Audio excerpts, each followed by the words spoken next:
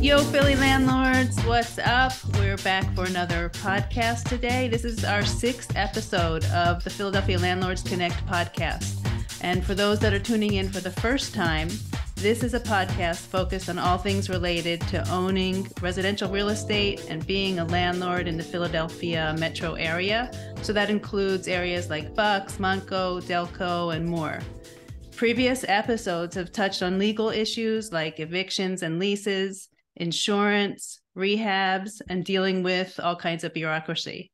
Future episodes will include more on legal matters, rental design, maintenance, and much more. So you want to stay tuned, you want to subscribe, and you want to be there to hear all the future episodes and be alerted to them. We have more things planned to help landlords improve their bottom line and overall business. In addition to the podcast, we have a Facebook group called Philadelphia Landlords Connect. You can find us on Facebook. If you have any trouble finding the podcast or the Facebook group, just send me a message and it'll be included in the show notes. We are approaching 1,500 members, and the discussions that take place on the Facebook group are truly helpful for landlords at all levels. More good things will be announced, and you don't want to miss it. Today, I'm really excited to have our guest, Irfan Raza, to talk about a topic that comes up repeatedly in the group, and I hear landlords talking about it all the time. It's about how to choose a property management company. And let me tell you a little bit about Irfan. He has a very interesting background and has done some amazing things. Irfan is the founder and president of Raza Homes LLC, a real estate investment management and development firm focused on single family and small multifamily properties in the greater Philadelphia area. Irfan began building a small personal real estate portfolio with his own funds back in 2009 while he was building his career as a CPA. In 2015, he found Raza Homes LLC to focus on real estate full-time. Since 2009, Irfan has successfully renovated and developed over 150 units, and he currently owns and oversees the management of over 100 rental units. In 2017, he founded Property Buyer Connect, a direct acquisition company to complement his rental business and to aid in the acquisition of property in the greater Philadelphia area. And he's a graduate of Temple, so a true Philadelphian. He has a bachelor's degree in accounting, but has fully transitioned his career to focus on real estate and has also obtained his real estate sales agent license in both Pennsylvania and New Jersey. So this guy is gonna have a lot of great information for us, and I'm really excited to talk to him about property management. So without further ado, let me introduce Irfan. Thank you, Cheryl. Appreciate it. That was a great introduction. I'm excited to be on board and excited to talk to you about Philadelphia landlording, right? It's been a long ride for me, so I hope I have something to offer to you guys. So let's just start out, if you can, in your own words, tell us a little bit about how did you end up here? CPA is a great career, but you made a choice to transition into real estate. It's a very different type of career. Actually, my father was a CPA, and nice. I still have CPAs in my family. So I grew up in that atmosphere. Normally, this would be your busy time. So, yeah. Well, it's still kind of my busy time because my wife is still a CPA. So I'm taking care of the household a little bit more than ever before. I'm doing like the laundry and doing household chores, but I'm not in the grind like I used to be. I basically made the change out of chance, right? My original goal was to set up retirement, right? So at the time, I mean, the 401k matches were pretty much non-existent.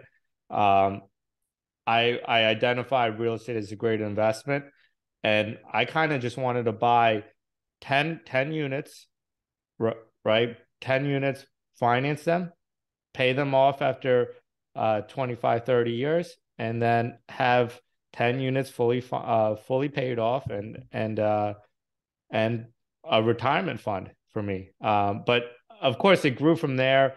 I saw a lot of opportunity, and I grew the portfolio larger than 10 units very quickly. And at the time of my 30th birthday, after my 30th birthday, I just had a mind shift change where I wanted to seek what I was personally interested in.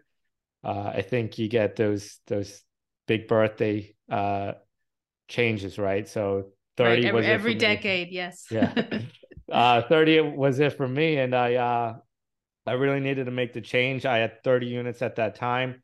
I had a nice flip in the works, and it couldn't have come at a better time, right? I was able to match or exceed my salary as accounting in the first full year of real estate. So I had the basis in place, and I was able to transition nicely into the real estate game. Well, very interesting. So when you and I started talking, I was actually surprised when you told me that you don't manage your own properties.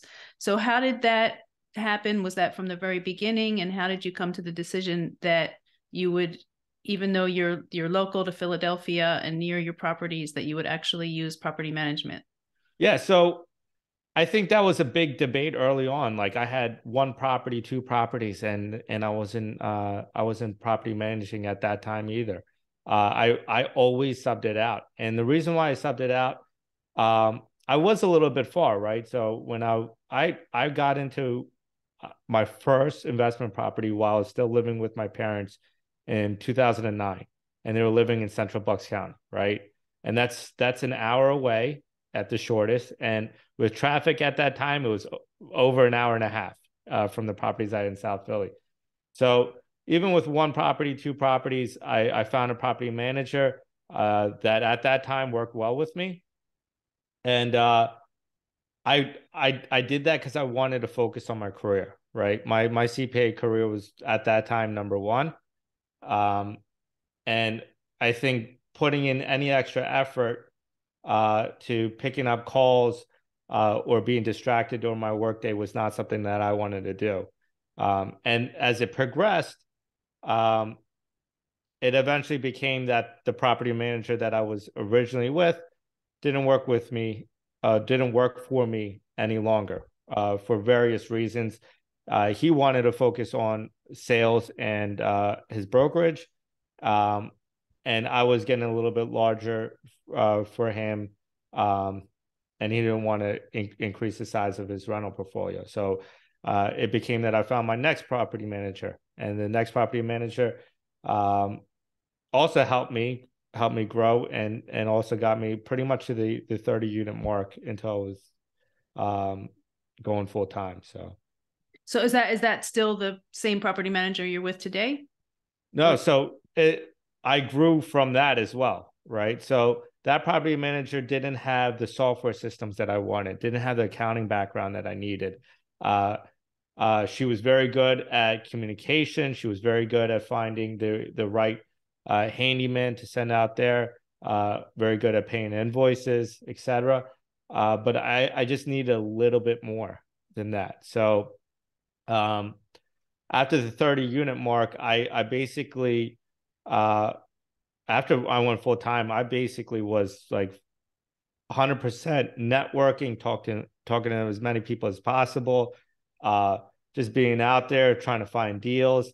I had to make it happen, right? So in that pursuit of talking to people, trying to find deals, I actually linked with a property manager that was just starting his business, and he also had an accounting background, right? So initially, I didn't send all my properties to him. I believe the previous property manager was trying to get out of the business as well.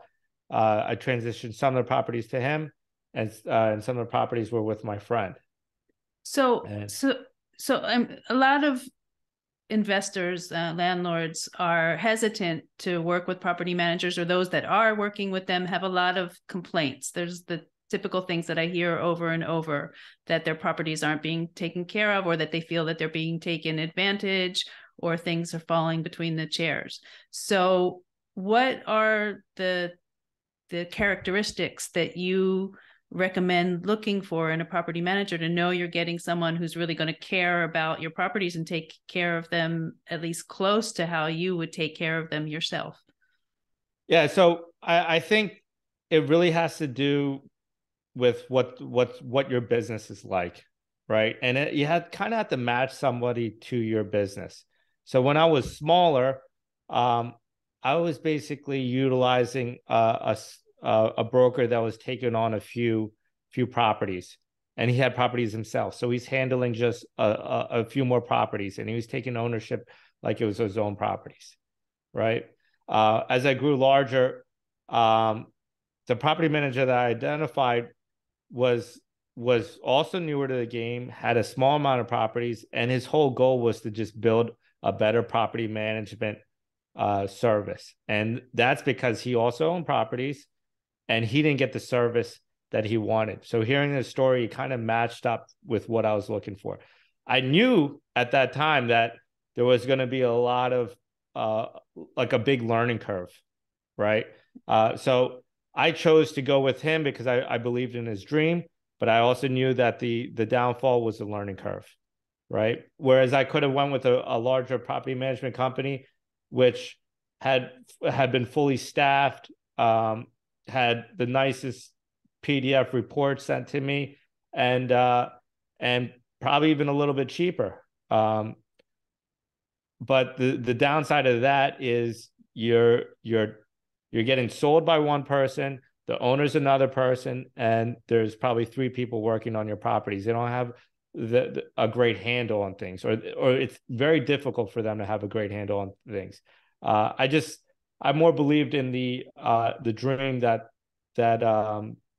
my current property manager was providing me, where he was trying to make a change and be more focused on the landlord, rather than just trying to make fixes and collect rent. So in your case, what are the types of things that the property management does for you that make it make your business work and allow you to sleep well at night and help you to keep things solid in your portfolio and making sure that no one's dropping the ball? I mean, there's so many things that have to be taken care of. Absolutely.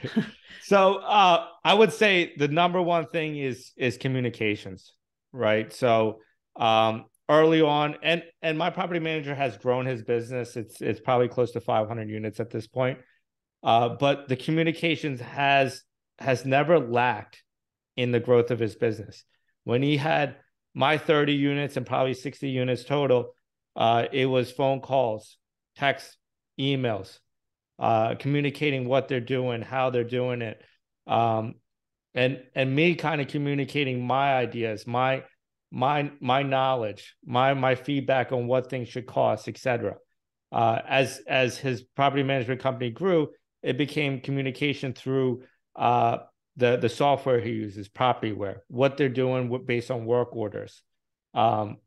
It was clear communication of what they had done on expenses, right? So there's no longer a three sentence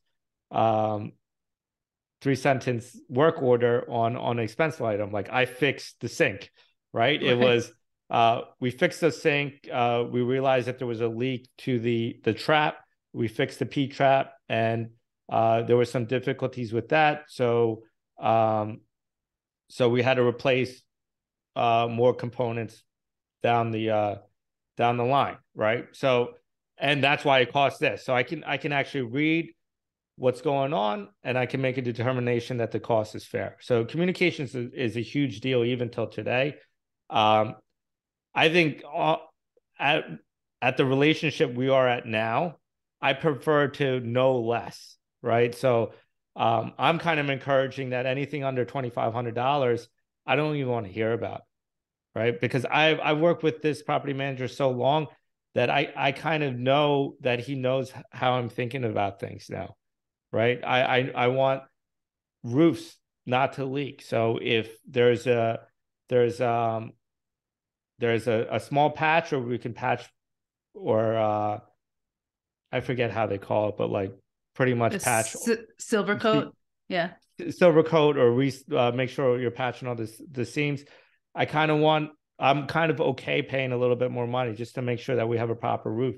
And he understands how I am at this point, and he can make decisions on my behalf. Okay. And so that's a really important point. I think that he understands how your head works, because one thing that a lot of landlords don't understand is that not everybody thinks the way they do. Whether they're the type of landlord who's just holding a property and trying to do the minimum for as long as they can because of whatever plans they have in the future for the property, or they're the type of landlord who wants their assets always in top condition and to never have any structural risks or things like that.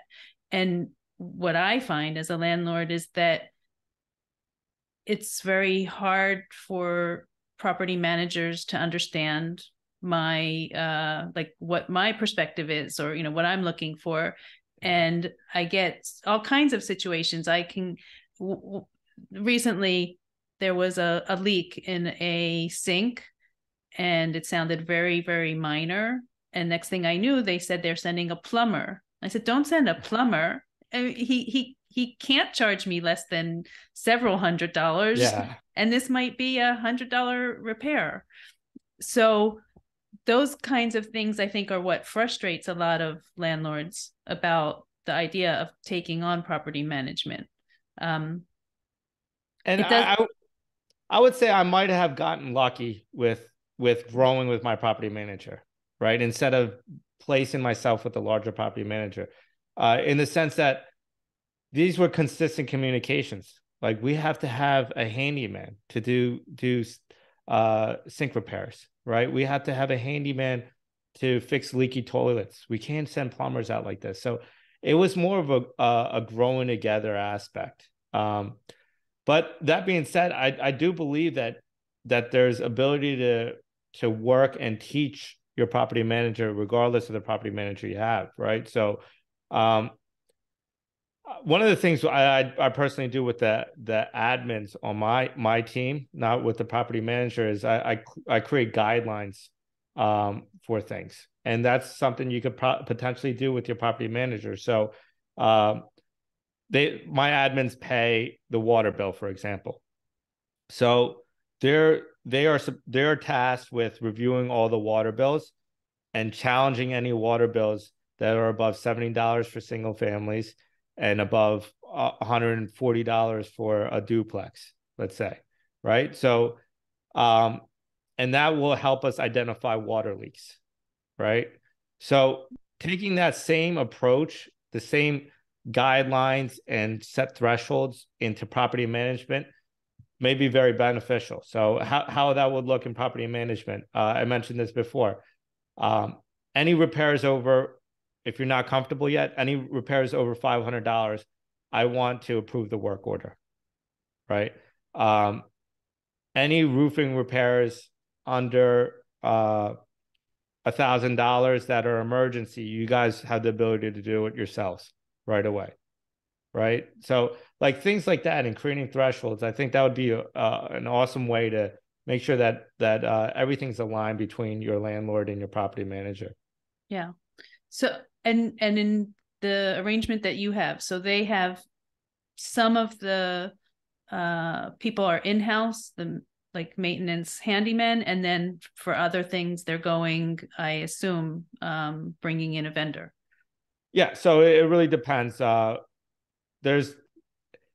really depends on the workload, and I can't speak that much to it, but yeah, it depends on the workload, the skill, etc. So if there is a need for a plumber, there is a need for a plumber, and they have plumbers on call. If there's a need for a roofer, they have the need for a roofer, and they have them on call as well. So I think it works pretty good. Okay. Do you find though that I mean, I'm just thinking of my own personal experiences. Like I recently had also the furnace in a house wasn't working. And with my very minimal knowledge, I suggested that probably it just needed to be relit. And a vendor was sent there, and I always look to see when I see the names of the vendors being sent, I always look on Google and see, like, did this guy get good reviews? Who is this guy? This happened to be someone who actually had really good reviews, and they came back and said I needed a new motherboard, Oh, and the price was pretty high. like 2,500 or something I ridiculous. don't even remember, but and my inclination at first was, well, I have to get the heat back on for the tenant, so I need to okay this. And then I don't know what stopped me, and I said, let's get another estimate. And it ended up that I was right. It just needed to be relit. So it cost whatever $300 to handle that. And I don't know, like, do I get mad at the property manager, or they put it on me like, well, you had the option to get another estimate, and that's what you chose to do. But they never said to me, hey, maybe they would have gone, if I had said, yeah, go ahead and fix it for whatever $2,000, they would have gone ahead and done that. And So I will say this. I'm not 100% happy with all the charges all the time, right? There's no way I could be, because number one, I don't understand the scope that's happening because I don't have my own eyes on it, right? And then number two, you always think things take less time and are easier than they actually are, right? Um, so how this is handled by the property management team is that their handyman usually reviews things, and he's also HVAC certified from my understanding. So most of our problems are also with pilot lights and filters. So if you have a newer HVAC system and nobody changes the filters, and it gets very clogged up, that will stop the HVAC system from running. It actually happened to my own HVAC system as well. So, and I change them often. I don't know what happened at that time, but it kind of just deteriorated. But that being said, I'm not always happy with the charges that occur. Right.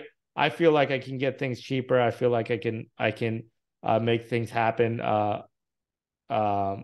in a different way. But I always like to step back and kind of think of the overall picture, right? And for me, the overall picture is that I believe that I make my money through acquisition and rehabbing the units, right? Um, the landlording is a necessary evil to my business. I have to have great operations as a landlord, but at this time with my size level, it doesn't really make sense for me to build that operation out, right? I want to build the acquisition operation out. I want to build the construction operation out. And maybe at a certain time, I will build the operations out a little bit more. And there could be a possibility that I do build out property management. But for me, I'm trying to focus on what I think are the higher value tasks. I also personally don't like I don't like fire drills, right? So for me, I feel like property management is just a fire drill every single day. I already get enough of fire drills in construction, and I kind of enjoy construction, so that is okay with me. What do you mean by fire drills? Like this cold supply water copper line going into the sink is leaking. I don't know what to do. Well, did you shut off the water? No, I didn't shut off the. I don't want to deal with that type of stuff, right? So, and I think to minimize that, for me, my best my best option was to outsource it, right? And even in construction, I do kind of outsource construction as well, right? So I have very good general contractors that run my jobs, and we kind of oversee a little bit of paperwork. We oversee hiring some subs, but pretty much everything runs through these general contractors, right? where they're one of the guys is good at pretty much all the trades, but one of the other guys is very good at trim work and finishes. So he subs out the early parts of things, but he's the overall overseer thing. So I kind of am in a way pushing and delegating these roles down a little bit, right? I So think that's a good word, delegating. And yeah. I see in like the discussions in the Landlords Connect group that there's a wide range of types of people, and wide range of whether they're doing it full time or it's just a side hustle, or they happen to inherit a property and need to take care of things.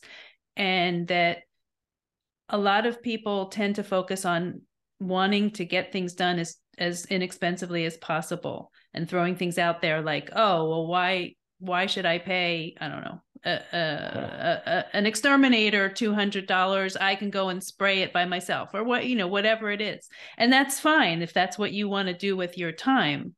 But like you're saying, you've turned this into a profession, and you know what you're good at. And I have the same, I'm not doing exactly what you're doing, but I also actually tell people I'm not a landlord, I'm an investor. I don't want to be a landlord. I don't want to talk to tenants. I do sometimes because it helps to soften things. And I try to meet my tenants so that they can put a face to the property and understand that I'm not some evil corporation, but just a person like them, and please take good care of the property and be respectful and things like that. But I don't want to get these, I don't want to be involved in people's lives. And that's also the reason why I prefer property management, because I mean every landlord has empathy towards their tenants, right? So there's situations, and as business owners and landlords, we've been through some rough times as well. So when you hear a situation, it's hard not feeling bad about it and saying, you know what, maybe I could cover that. But the problem with that is that if you do start covering this, covering that, covering this, all of a sudden you're not making a living out of being a landlord, right? You really have to put really business terms into everything. And I've actually done the opposite as you, right? I wanted to create this as a pure business and make decisions just based on numbers, right? So I don't even want to hear this is a single mother with a son that cannot pay rent. I just want to see how far are they behind on rent, and where is their promise to pay, and we make the calls at that point if there's a call to be made. But pretty much we're trying to run this as a business, right? Like where that human interaction will cloud your judgment, and in a way will put all your properties at jeopardy, right? So I used to say this when the eviction ban was happening. Can I afford a couple properties being under eviction? Yeah, I have that in the pro forma. I expect that. I reasonably expect that to happen. But can I afford 10 properties? No, I cannot. So we have to make very, very drastic calls to make sure that we are getting properties fully rented out. Because, I mean, I have a responsibility to 100 families, right? Mm-hmm. Not just one family. So it's unfortunate that one family is unable to pay for whatever reason. But I also have the responsibility of 100 families, including my own family, to make sure that all bills are paid, because I know that I'm a much better landlord than the alternative. And the alternative is a bank. The alternative is Wall Street, right? The alternative is a lot worse than me as a small landlord. So I 100% agree. I think it's a really important point to drive home, because there is, the way the media likes to portray landlords, and I'll never understand it, why that becomes a focus of who the bad guys are. And if you think about like all the expenses that a landlord has, from insurance to taxes to paying lawyers, accountants, the whole, maintenance people, and you don't come to those companies and say, whatever, I'm a single mom, I'm going through a tough time, like that you don't have those options. So why should it be when it comes to paying rent that those personal circumstances are all supposed to come into play? So I think I read one good article, and it might have been from like realtor.com or like single family housing, where it said, wait a minute, let's look at what landlords are really making, and let's identify if this is reasonable for them to house people during the eviction ban. And it said something along the lines of around 10% of revenue is actually kept, right? So I found that to be relatively accurate, right? So if 10% of revenue is kept, and you're expecting 5% vacancy, and your vacancy goes to 20%, I mean, you're basically at zero at that point, right? So I think that it's easy to trash landlords through the media when you don't have an understanding of what they're going through. And right now, and the last 3 years were very difficult. Right now is also very difficult. In the city of Philadelphia, taxes went up. I think the stat was an average of 31%. 31%, which meant that my taxes went up $80,000. Wow. Okay. So that to me is a huge amount. That's a person's salary. That's a property pretty much, right? That's an acquisition of a property at the very least. And that's one less housing unit that I could put forward, or that's one less housing unit I can rehab, right? I might have to hold something because I don't have that $80,000, right? So all this stuff has to be kept in mind when referring to landlords, and I think that it is getting away from that a little bit, but yeah, it is a hard business for us. So we just have to make sure that we are in line and trying to do what we can with our operations aspect, right? Where we're not losing too much, right? So what can you do, I guess, as a landlord? What can you do that makes your operations better when you can't really control the city? Hopefully we can put some things to place that we can get our voice heard. But if you can't control the city, right, and your eviction is 7 months until lockout, well, what can you do to help yourself out? Well, you got to make sure your turns are happening quickly, right? So if your turns are taking longer than a month, you're trying to find the cheapest vendors, you're trying to do this, you're trying to do that, I think that's way too much time. I think it should be 15 days or less. You should have your properties fully painted, fully cleaned, and ready to go in 15 days or less. And that's what you can do. That's what you can resolve in your own operations, rather than kind of complaining about the city. And there's a whole bunch of complaints you could have with the city, but rather than focusing on that, you could focus on what you can do to better your operations. That is like really, really great advice. I hope everybody hears that, because we do have a tendency to complain, and there's a lot to complain about, but still we're all in this business. I see people, they're still buying, they're still pushing Philly, and so there must be some reason for it. More and more people are getting into the business, and we all know that real estate is one of the most effective ways to build wealth. I think that's probably why both of us are in this, not because of love of flooring or maintenance or whatever. And you do need to look at challenges as just ways to improve your business. So I fully agree with what you're saying.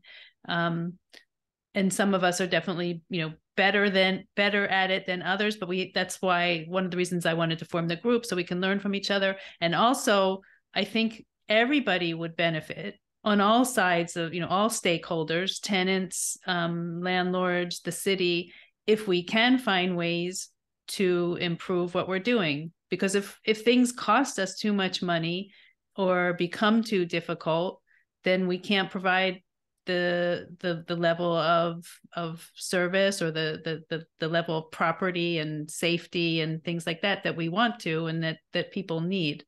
So rather than it being, I know this is a little bit naive, but it shouldn't be tenants versus landlords and that kind of mentality. And I always cringe a bit when I see politicians say things that aren't maybe outright anti-landlord, but that they're just so pro-tenant, as though these poor tenants are getting taken advantage by something. And I know I'm not taking advantage of anybody. I wouldn't even know how. How do you take advantage of tenants? I don't know. and look, there are a few bad actors out there, right? There's bad actors in any profession. And unfortunately, like I would say, probably similar to the police department, right? The bad actors are everywhere. I mean, like shown everywhere. They're I don't know the word for it, but they're basically, glorified is the wrong word, but the bad actors are shown in such a light, like it makes it seem like everybody's a bad actor. Right. But in reality, most landlords are like us, right? We're trying to get in there, provide safe, suitable housing, maintain our properties to a very nice level, and have a good housing unit for a tenant. And my tenants are across varying income levels, so low income to pretty moderate income, right? So I want to make sure that same level of care is happening throughout all income levels. So I think our cheapest unit is $550 a month in rent, and our most expensive is $2,000 a month in rent, right? So we're taking our same approach to all income levels, and that can only happen if we kind of work together, right? So I would need all my tenants to put in work orders timely, right? If a roof is leaking and the work order isn't done timely and it starts going through the drywall, and then it goes to the second floor into the kitchen, like these are concerns that we want to address as soon as possible, right? So that's a way we could all work together, is if the tenants understand that we are running a business for the benefit of both of us, then I think that more we could provide not only better housing, but we could provide a way to kind of make sure that we are handling all situations a little bit better. So Good point. So just a couple more final questions, going back into like kind of the details of the property management, because I think people have a lot of misunderstanding or just don't know what they should be looking for or what's reasonable. Do you have your property managers go into the properties like on regular inspections to see, because not every tenant's going to report a roof leaking, things like that? So every 6 months we do an inspection. Typically we find that a lot of air filters on HVAC units are not being replaced. So that's the biggest thing we find. We also charge back for that. All single family units or HVAC units in the units have to be replaced, right? So if there's a multifamily with 2 basement units, we're not requiring those, and we will do those on a more regular basis. But yeah, I think that's necessary, right? At the same time, what we find is that the cleanliness of our tenant might not be there, right? So that's a question that often gets asked, right? We want the best tenants, but sometimes you bring in tenants that are not as clean as other tenants, etc. But I find it, and our lease says that you have to be clean and you have to keep a manageable property. I find that it is me personally, I find it's a battle not worth fighting, right? We're not going to change the nature of the person by demanding that they clean up their apartment, but it is something to be it's something that we think about, right? So if there's dirty dishes in the sink, I mean, that reduces that also means that they could not be responsible with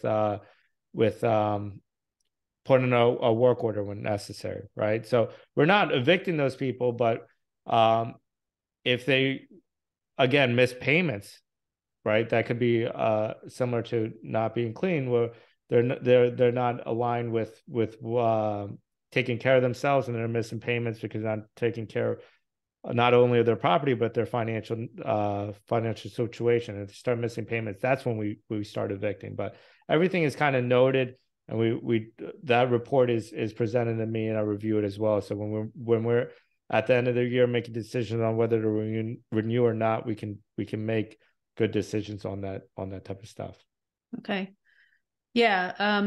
I imagine it's hard for whether it's the landlord themselves or property management, it's hard to go into a house that's not being kept clean and know, like, what are you going to say to somebody?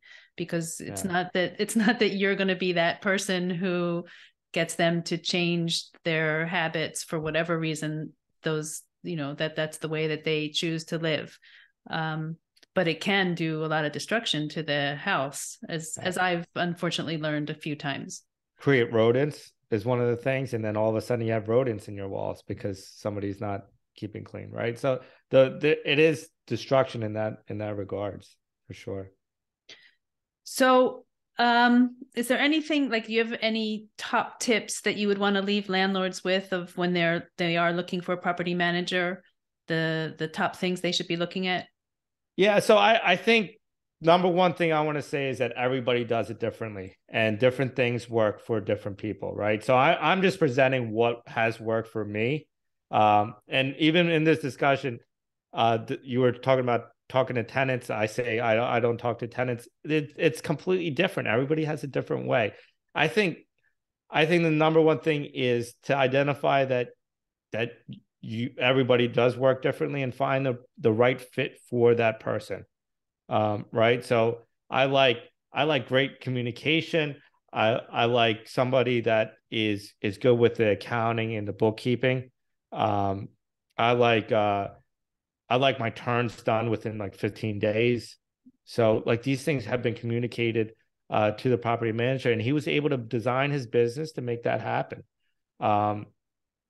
I think just other things that I also help out with. My property manager has a great network of subs, and I've helped him grow that list. So, and I've helped him grow that list because another thing I do want to mention is that there's a teamwork aspect of this. So not only is there a teamwork aspect with tenants and landlords, there's a teamwork aspect with you as a landlord, and you with the property manager, you as a landlord with contractors and construction, right?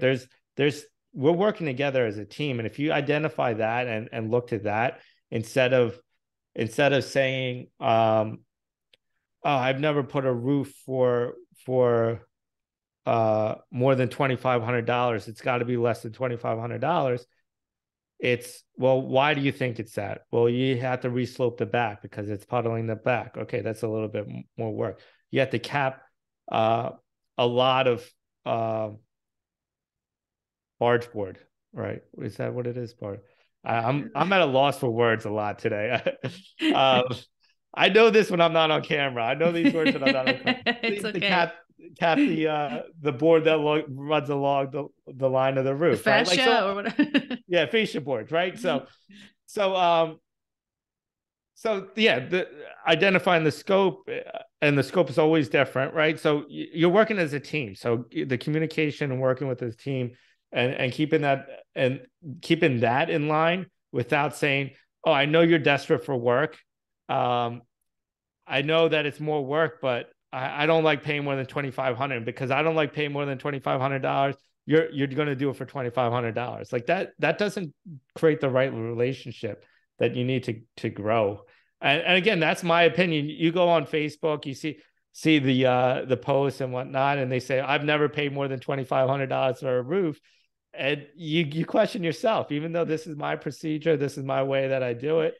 You question yourself and you say, well, I paid $3,200 last time and I paid it twice.